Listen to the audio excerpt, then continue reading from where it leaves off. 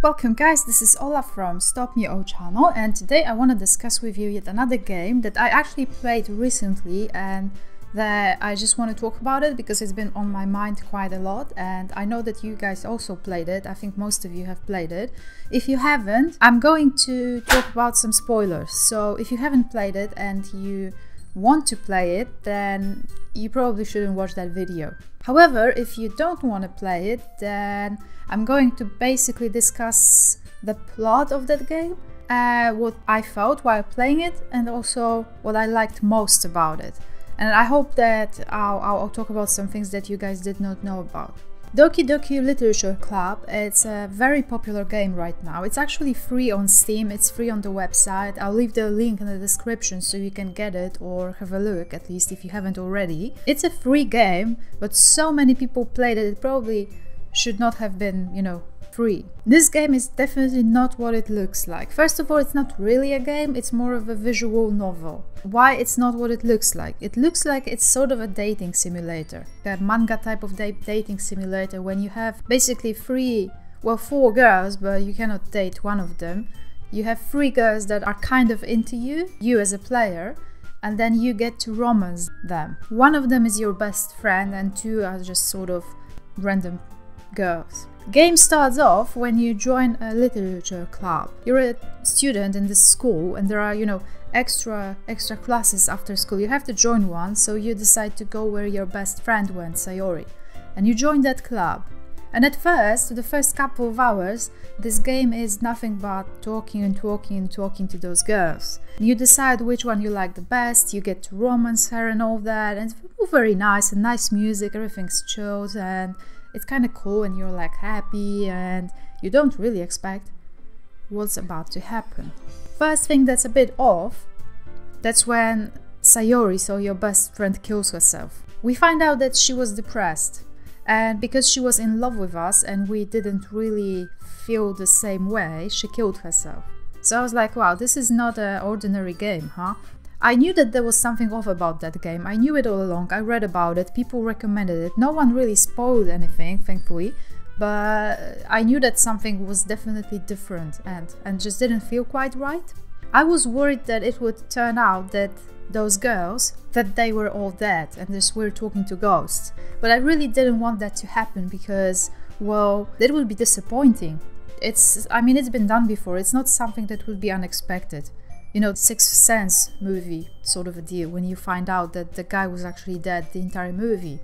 After Sayori died, so our best friend, things started to get sort of weird. We continued the game and everything was sort of the way we left it, but it just didn't feel quite right. Some weird things kept happening with the game. It was glitching, it was lagging, some random pictures would appear out of nowhere. Then you'd have to restart the game, you had to leave the game, then enter the game yet again.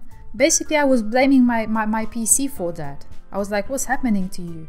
But the poor guy, it wasn't his fault. It was the game all along. Or was it? Turned out, and it was the big wow moment of the game, it was Monika all along.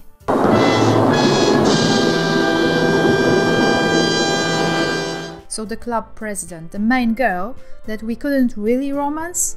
The only girls that we properly could have romanced were Yuri and Natsuki. I went for the first one, so the darker, bookworm type of a person one. But Monika, no, she was out of the reach. Funnily enough, when I started the game, I thought that I would like to romance Monika out of all of them, but she wasn't really available for that. But turned out she was, somehow. She was sort of in love with us. Not the game us, the real me. Me as in Ola.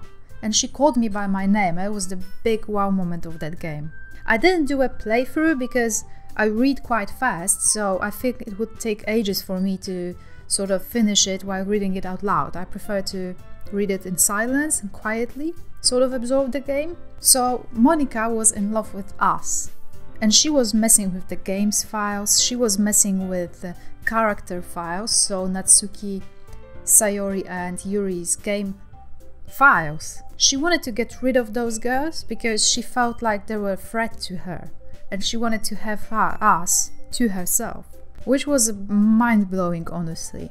I love that type of a thing when a game becomes something more, or anything really, a book, a movie, a TV show, when it just goes beyond the frames that are sort of set for it.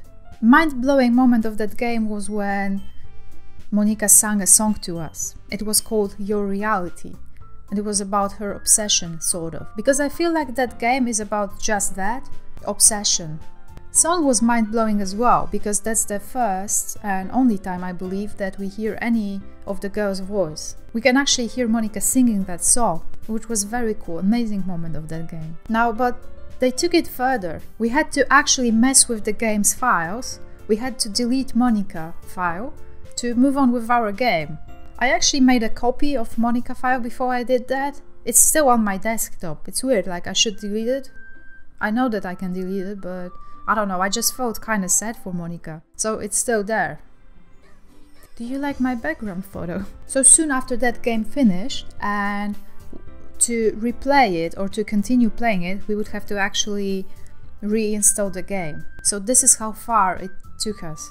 We actually had to do stuff outside of the game to continue playing and to have the experience.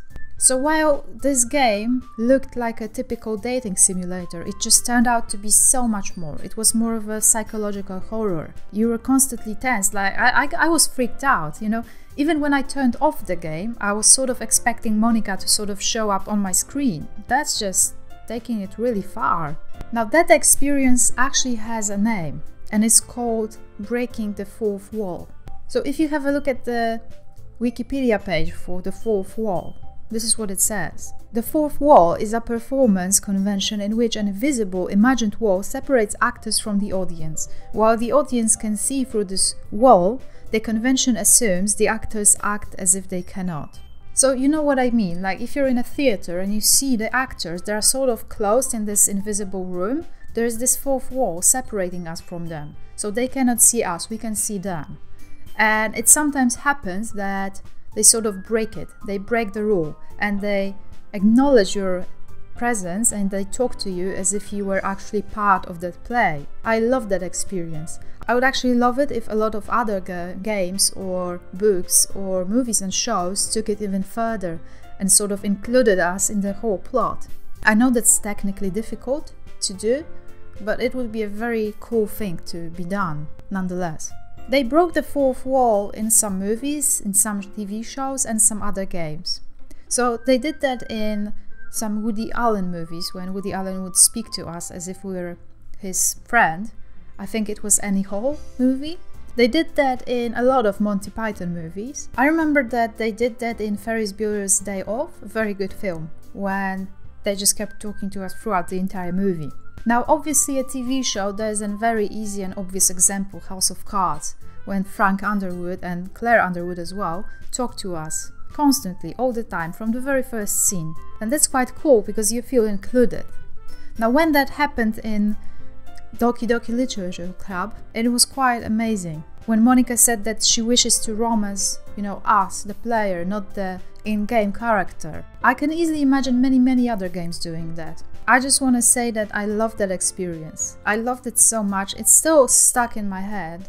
I think about it, you know, the Monika file is on my desktop. I know sometimes it's nice to just observe things and not be included in the story, but in this particular example, it just took it so far. I enjoyed it. I think it was very smart. This game was developed by Dan Salvato from the team Salvato, and I truly salute them for making it the way it was. I never really had an experience like that before. I don't actually play visual novels, so I don't know if it's a rule, but I'm guessing it's not a rule since everyone was so hyped about that. Right, so let me know, have you played it already? Did you like it? How was that experience for you? Remember, there are links to my social media in the description. If you want to discuss anything, just, you know, you can contact me easily. There are other videos coming soon. I'm gonna continue walking that playthrough very soon as well. Also remember, there's a link in the description if you wanna submit subtitles in your native language. Remember to leave a like and subscribe if you haven't already. Thank you for watching. This was Ola from Stop Me O channel. Bye. I imagine a future where I can be with you. In my hand is a pen that will write a poem of me and you.